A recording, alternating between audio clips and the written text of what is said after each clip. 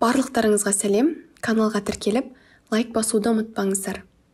Сахаба Сағид ибн Муаздың, Алла оған разы болсын, тағдыры. Сағид ибн Муаз милади 590 жылы Мәдинада туылған, лақап аты Әбу Ғамр. Исламды өмірінің 31 жылында Мусхаб ибн Умайрдің, Алла оған разы болсын, Мәдинада жүргізген уағыз насихаттары нәтижесінде қабылдаған. Сағид ибн Муаз Әус руының көсемі болған.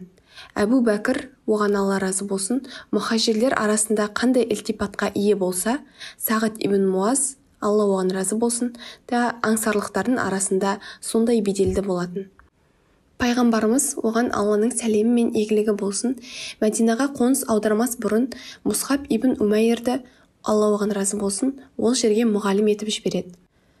Мусхаб ибн Умайр исламға насихаттауды Асхад ибн Зурара деп аталатын кісінің үйінде бастайды. Құран аяттарын оқып, оны жаңа мұсылмандарға да үйретеді. Бұдан Сағид ибн Муаз да хабардар болады. Бірақ Асхад ибн Зурара оның туысы болғандығы үшін алдымен өзі бармастан басқа бір адамды жібереді.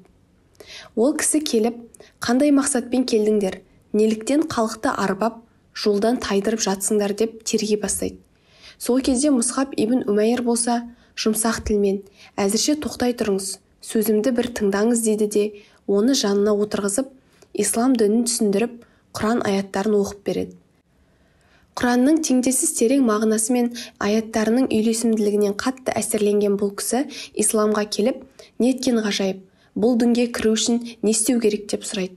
Мусхаб ибн Умайр оған исламды түсіндіреді, тілін кәлима шахадатқа келтіріп, мұсылман болады. Одан соң бұл кісі былай дейді: мен барып Сағидті жіберейін. Егер ол мұсылман болса, мұнда иман келтірмейтін адам қалмайды деп кері оралады. Сағид ибн Муаз ашулы күйде келеді де: ей Асхад, егер сенімен арамызда туыстық болмағанда, руымызға жасап жатқан ісіңе еш сабырлық танытпас едім дейді. Мусхаб ибн Умайр болса, оны да жылы шыраймен қарсы алып, көркем тілмен: кішкене кідіре тұрыңыз, отырып тыңдаңыз, айтқандарымды ақылға қонымды деп ұқсаңыз, қабыл етіңіз.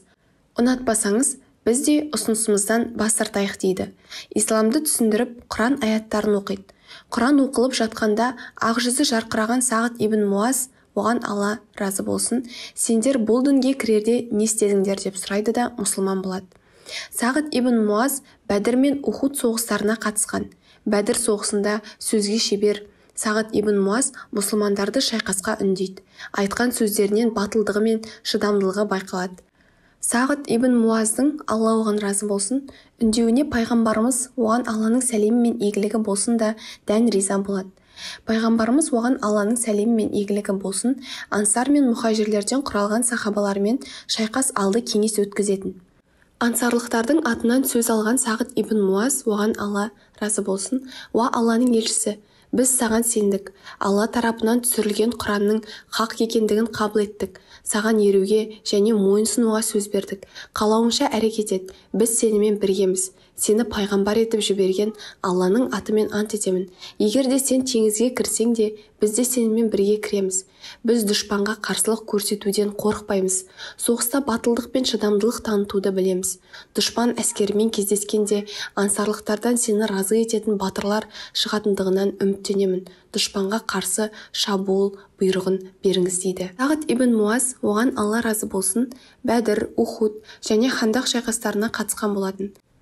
Ухуд шайқасында Сағид ибн Муаз, оған Алла разы болсын, Нәбиді, Алланың сәлемі мен игілігі болсын, қорғағандардың қатарында болады. Ал Хандақ соғысында Сағид ибн Муаз жараланып, сол жарақаты оның шахид болуына себеп болады. Өлім төсегінде жатқан сәтте Сағид ибн Муаздың жанында Расулуллах, оған Алланың сәлемі мен игілігі болсын, және Әбу Бәкір мен Омар да болатын.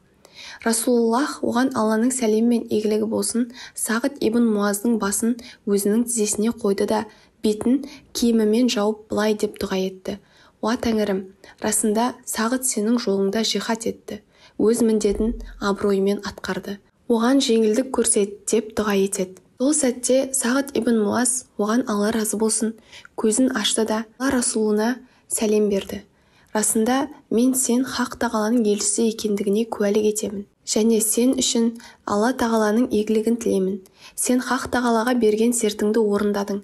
Алла тағала да саған уәде еткенін нәсіп етсін дейді. Сағат ибн Муаз денелі болатын. Алайда жаназада денесін көтерген адамдар оның денесін жеңіл сезінді. Бұл жайында пайғамбарымызға оған Алланың сәлемі мен игілігі болсын айтқанда, ол оның денесін тек сендер ғана көтермедіңдер. Жаным билігінде болған хақ тағаламен ант етемін. Сағыттың рухына періштелер сүйсініп, тіпті аршының өзі сілкінді деген. Имам Табарани ибн Омардан риуаят еткен хадисте пайғамбарымыз оған Алланың сәлемі мен игілігі болсын Сағат ибн Муаздың жаназасына 70 000 періште қатысқаны жайында айтылған. Осылайша Сағат ибн Муаз хижри 5 жылы пәнилік болған. Оның жаназасын пайғамбарымыздың оған Алланың сәлемі мен игілігі болсын өзі шығарып Әл-Бақиқ мазарына жерлеген. Сағат ибн Муаз оған Алла разы болсын исламды қабылдағанда жасы 30-да еді. Мұсылман болып бар болғаны 7 жыл өмір сүрген. Ол жан тәсілім болғанда Алла тағаланың аршысы сілкініп жаназасына 70 000 періште қатысқан болатын. Осыдан соң Сағат ибн Муаз оған Алла разы болсын жан тапсырғанда Алла тағаланың аршысы неге сілкінді деген сұрақ туындайды. Оның жауабы ретінде имам Захаби оған Алла разы болсын айтады: аршы хақ тағаланың әміріне бойсынушы жаратылыс. Хақ тағала оның сілкінуін қаласа, ол сілкінеді. Бұл жаратушы иенің Сағат ибн Муазға Алла оған разы болсын деген сүйіспеншілігінің белгісі дейді. Назарларыңызға рахмет. Каналға тіркеліп лайк басуды ұмытпаңыздар.